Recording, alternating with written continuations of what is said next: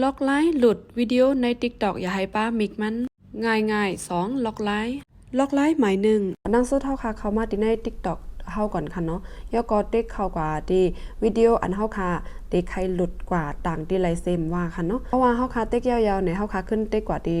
ตุ่ม3ตุ่มในคณะบางอันก็เดมีอยู่เป็นฟังทาง Messenger ค่ะเนาะอันเฮาค่ะละต่อกันที่ใน Facebook มาอันก็จะเป็นตุ่ม3ตุ่มได้ค่ะห้างค่ะจะเป็นตุ่ม3ตุ่มได้เต็กกว่าที่ในค่ะนะ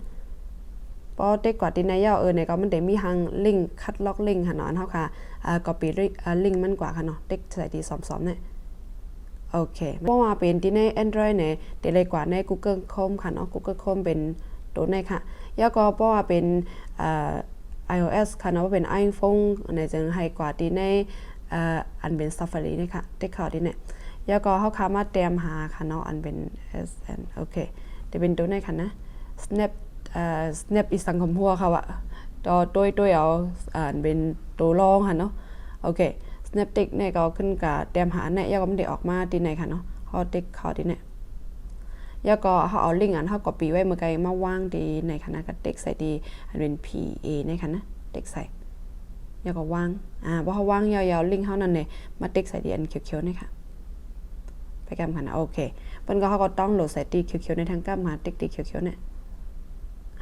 แล้วก็เด็กแปดอันเป็นอัมยอกตั้งเหนือในแปดค่ะนะเด็กแปดที่ออกมาว่าต้องโหลดในเด็กที่ต้องโหลดในทางก้ามโอเคมันก็หลุดปัญหาอย่าดังไตแนวค่ะเขาก็ขึ้นมาเต็กตีห่างปืนกลางอ่อนเนี่ยแล้วก็มาเต็กตีต้องโหลดในทางกั้มค่ะนี่เป็นวิดีโอเขาเต็กเขากว่าแล้วก็ขึ้นมาเต็กตีอันทางแชร์ในค่ะน้องเนี่ยเต็กตีเนี่ยแล้วก็ขึ้นมาเซฟอันเป็นวิดีโอในแถวหมาย2ในค่ะนะปึ๊บโอเคพอเป็น Android ได้ง่ายค่ะเขากว่าที่ใน Google Chrome ว่าป้อกันหลุดเดียวก็ออโต้มันบอทถึงกว่าที่ในแค่พังเข้ากับเหนียวค่ะนะในเป็นล็อกไลน์หมายที่1แล้วก็เข้ากับด้วยล็อกไลน์หมายที่2ค่ะล็อกไลน์หมายที่2เด็กถ่ายวิดีโอดินในค่ะเนาะเมื่อเขาค่ะถ่ายกับเหนียวนั่นในจึงเขาค่ะเซฟไรเลยที่เขาคำตับโหลป้ามิก TikTok อะไรเขาเด็กเขากว่าที่ในห่างรอในค่ะนะแล้วก็ถ่ายวิดีโอเขาค่ะใครถ่ายค่ะนะ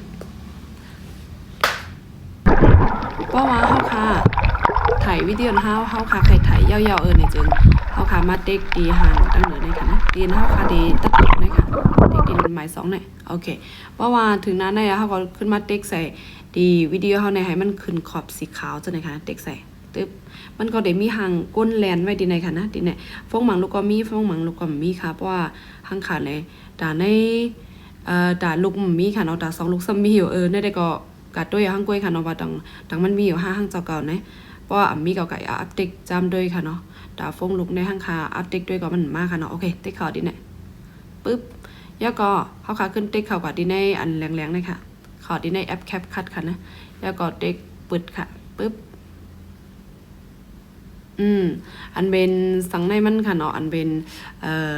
วิดีโอเขาเมื่อไงมาเพียดิเนี่ยปันก็เขาขึ้นมาติ๊กตีหาง TikTok ในค่ะนะมันก็เด็กขึ้นเซฟกับค่ะเนาะออโต้เซฟกับย่อมันเดี๋ยวไล่มาออริจินวิดีโอค่ะมันเด่มว้าวค่ะเนาะเพราะว่าเฮาค่ะกว่าเฮ็ดมันจังหนังเมื่อไกลเนี่ยจังมันเดว้าวอีกค่ะเนาะอันเป็นมันก็เด็กเข้ามาอยู่เข้ามาอยู่ที่แนวค่ะนะนี่ก็เป็นไลน์ที่2ค่ะเฮาเฮ็ดจังไหนเนี่ยมันได้ตื้อจึนเด้อเสียเฮาค่ะถ่ายยาวให้กว่าเอาวิดีโอเก่าๆเฮาค่ะมันหลุดที่ใน Safari เขาเนี่ยจังนั้นแหละสังหามจึงก็เฮาค่ะมันหลุดที่ใน Google Chrome อ่ะจังนั้นค่ะน้ำดีใส่เลยเสียนั่นค่ะมีกำพองให้สอนบันไล่เอาลิงก์ค่ะเนาะFacebook เฮามาวางใส่ที่ในลิงก์ Messenger เฮามาวางใส่ที่ในเนี่ยที่ขึ้นมาในบันวิดีโอหัวหน้าค่ะไม่ซุ่มกูก็ค่ะ